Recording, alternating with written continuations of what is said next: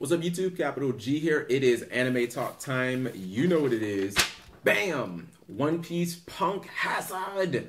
So, this arc was, well, spoiler alert, it was absolutely fantastic.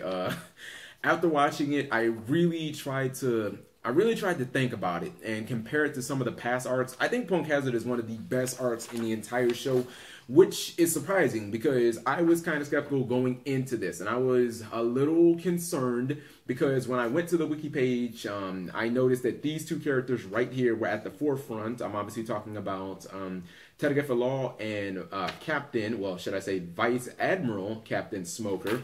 And I have to admit, I'm not a fan of when an anime takes characters from the past and introduces them into, you know, current or new arcs. And I feel like a lot of times it's just fan service. A lot of times it's unnecessary. And, you know, if you do it right, you give characters the justice the first time around. You don't necessarily need to do it. You know what I mean? So it's something that I've seen done in DBZ and Pokemon and Shippuden, and it's not something that I was crazy about. But nonetheless, I watched Punk Hazard. It was an absolute blast. I loved it. Okay, so first off, we're going to talk about some key story points of the arc. The first that I've gotten, I have actually, again, much to talk about. The first was the opening of the arc. And basically, Punk Hazard starts off with the Mugiwara crew, or more specifically, Luffy, answering a distress call. And basically, that ends up taking them to Punk Hazard against, well, Nami's better judgment. I mean, Nami does not want to go at all, but, you know, Luffy's the captain. So what he says goes. And they disembark, and what they don't actually realize is that this dude right here, Vice Admiral Captain Smokin, he's actually intercepted that same distress call and them answering the distress call. So since we've already known, based on the past of, you know, like Alabasta and other arcs, that, you know, Admiral Smoker has a hard-on for Luffy and wants to capture him, he decides to go ahead and pursue Luffy with G5, which is, you know, basically his small navy group. And what they both don't know is, on Punk Hazard, is actually this Shibukai. This guy has basically been stepping up his game lately, and all the craziness that ensues. The second major key point I want to talk about is the children who are captured and being experimented on / you know, given drugs and all types of stuff in Punk Hazard, the arc. And, you know, I saw this and I immediately thought, okay, this is going to be your typical One Piece, you know, sad story of the arc. And One Piece has a really good sad story in every single arc. A lot of times they execute it well. I mean, hell, if you look at Fisherman Island Group, I mean, they had like 3 of them in there and they were done beautifully. And the reason that I like this is I kind of felt like, at first, I thought maybe the kids were going to try and like take over the show, and every second they'd be crying and whatnot. But when you first meet them, they're in like really high spirits. They're kind of scared of the Mugiwara pirates, and the way that they kind of interact with each other is really, really funny. But then they're kind of running through the lab, and when they finally break out, you know, at the end, they you know, Chopper jump kicks this door, and they're like 1, 2, 3, super, and it's really funny. You know what I mean? I felt like the kids were. They were there. They gave Nami and Chopper obviously purpose in the arc, and I felt like they didn't take over. I felt like they did just enough to be relevant, but not overbearing in the grand scheme of the arc. The last thing I want to talk about is the appearance of Virgo and the influence of Doflamingo. Okay, so I felt like Virgo was. It was really unexpected for basically this arc to get kind of like a sub-villain, and for a second Shibukai to even appear in the story at all. So I really like that because it was completely unexpected. And for my money, you know, Doflamingo personally has been the Shibukai that I've wanted to most know about, you know, since the beginning of the show. I mean, they show you Doflamingo like before Skypiea, and they don't even start really talking about this guy until this arc. I mean, that's like a 400 episode gap there. So, you know, I want to know about Doflamingo, and I feel like the show is finally getting around to him. And, you know, I feel like Virgo's inclusion was just pretty good in the arc. Things that I liked about this arc. All right, probably the biggest and most obvious was Ceasar Clown. Oh my God, Caesar was hilarious. He was, I believe the word I wrote down was trollific.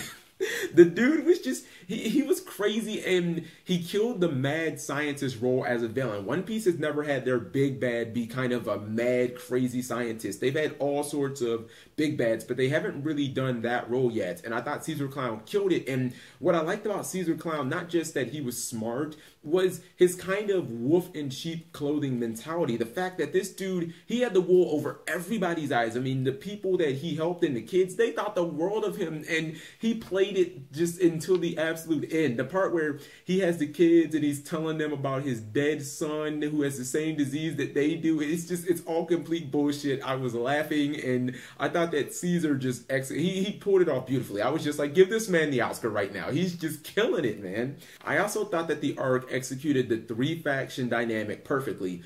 This is something they did really well in Skypiea, but a lot of times on shows when you have multiple factions, you know, one will end up getting lost or will kind of feel like unnecessary or not as important. But with this arc, you had Ceasar and his crew, you have the Mugiwara pirates who were in every arc, and then you had G5, and it's like every one of them felt as important as the next. They all felt like, you know, they had a huge influence on the arc, and they just had a whole bunch of conflicts, and there was a lot of fighting. It felt really good. You know what I mean? Like, I never felt like one of the factions was getting forgotten about or wasn't as important or, you know, wasn't going to have the same influence on how things played out in Punk Hazard. You know what I mean? I felt like Vergo's inclusion in the arc fit really, really well into the arc. And I say that because I felt like him and Ceasar Clown just complemented each other so well. I mean, it's kind of like the opposite of what they had in Thriller Bark with Gecko Maria and his kind of underlings. I felt like they just didn't really do much for Gecko Maria. But with Vergo, even though he wasn't working under Ceasar Clown, they were working together. And when I first, you know, when we were first introduced to Ceasar Clown, he felt like a really smart character, but I never saw him as physically imposing. Like, I never thought that he was a threat to beat Luffy up. I thought that maybe he could outsmart them and he would do some damage that way. When Vergo stepped into the scene, I was like, okay, whoa there. That dude is clearly not talk a lot, beat the fuck out of anybody who gets in his face type of guy. And that's the type of character he was, and that's the type of character that Ceasar needed, because, I mean, even when Ceasar was talking to Law, he said straight up, you know, Law, you're more powerful than me, so how can I trust you? And with Vergo there, it's like, okay, so now we've got our kick-ass bruiser villain along with our book-smart bookworm villain. I mean, it's kind of going to work. And I really love the fighting in this arc, and I'll just straight up cut to the chase. The fight with Law and Smoker versus Virgo, that shit was raw as fuck. That was, I honestly thought about all the fights in the shows, I would easily put that in the top 5. I've actually seen that fight in a lot of best of 2013 anime fights. Like, the fight was just amazing. And the part where Smoker ends up breaking his sword and he has to basically fight Virgo just bare knuckle, like, man, that shit was awesome. Yo, Smoker earned so many grit points right there. And at the end, Law ends up getting his heart back and basically chopping up Virgo. The fight was just amazing. And I kind of like the whole dynamic of they didn't really want to work together, but they ended up working together. It was like this kind of weird tag team uncomfortableness. Like, the fight was just, it was flat out awesome. So a couple of things that I didn't like about Punk Hazard, and there honestly really wasn't that much. One of them could be a little bit of nitpicking, but with the opening of the arc, basically when the crew ends up getting split up, and I believe it was Luffy, Robin, Usopp, and Zoro, they're basically on the fire part of the island. That part really just wasn't that good. Like, it was probably the weakest part of the entire arc. But again, it was towards the beginning. They're still trying to set stuff up, so I didn't really expect anything awesome to really happen, and nothing did. And then kind of a larger gripe would be the fact that Luffy versus Ceasar Clown, the final fight, it just wasn't that good. Like, I would even go as far as to say that it was Luffy's worst fight versus a big bad. Like, the only one that I would say it could be arguably worse would be Luffy versus Wapol on Drum Island. Like, that fight was just crap, and this fight was pretty much crappy too. And it sucked because the first time that Luffy and Ceasar Clown threw down, it was really good, you know, where, you know, Ceasar Clown kept taking the oxygen from Luffy, and there was the fire and everything. Like, that fight was really, really good. So, okay, character of the arc, and I hate to do this, but I've got multiples and they're all in this picture. You can obviously expect these two dudes to be on my characters of the arc. I gotta give it up to Smoker. They brought the dude back. I really wasn't sure to expect, or I wasn't sure what to expect, because he didn't really have that large of a role in Alabasta, but he was just fucking badass. Like, every time you saw Smoker, especially when he was fighting, whether it was against Law or Virgo, the dude just proved, like, he's just freaking awesome. And then Telegraph for Law, I felt like him teaming up with the Mugiwara Pirates was unexpected. I like the fact that he's trying to take down Doflamingo. You start learning about that towards the end of the arc. And then, can I just say, his official entrance on the arc, when basically G5 show up to Caesar's lab and they're knocking on the door and he comes down, was that the most badass entrance you've ever seen in the entire One Piece like show? Because I'm pretty sure it was. And then lastly, Sanji. I felt like Sanji absolutely killed it in this arc, and I'm not the biggest Sanji fan. I like the guy and everything, but you know, sometimes he can get kind of lost in the shuffle. The Mugiwara group is 9 members, and I felt like every time Sanji was on screen, he was killing it. Whether it was,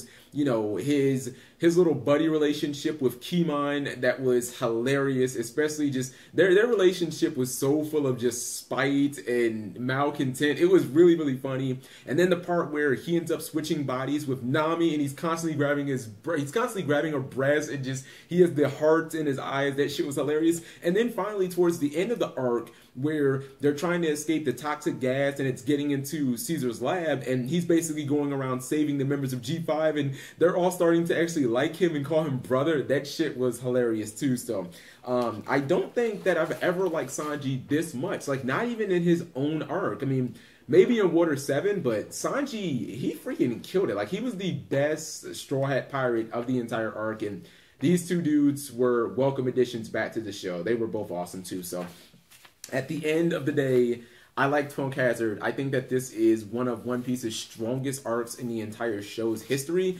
I'm giving Punk Hazard a 10 out of 10. There wasn't much that I didn't like. I would highly recommend the arc. So let me know what you guys think of Punk Hazard. If you like One Piece or not, leave that in the comment section below. Thank you guys for watching as always.